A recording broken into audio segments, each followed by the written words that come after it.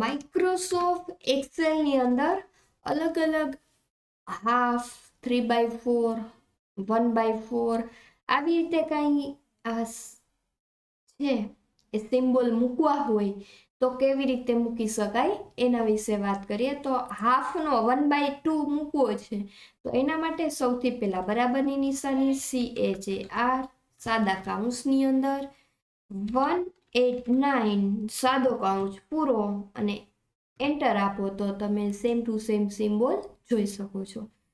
ત્યારબાદ 3/4 સિમ્બોલ મૂકવો છે તો સૌથી પહેલા બરાબરની નિશાની CHAR સાદા કૌંસમાં 190 સાદો કૌંસ પૂરો અને એન્ટર આવી રીતે મૂકી શકો. ત્યારબાદ ફરીથી બરાબરની નિશાની CHAR સાદા કૌંસમાં 188 સાદો કૌંસ પૂરો તો અહીંયા 1/4 નો સિમ્બોલ આપણે જોઈ શકશું.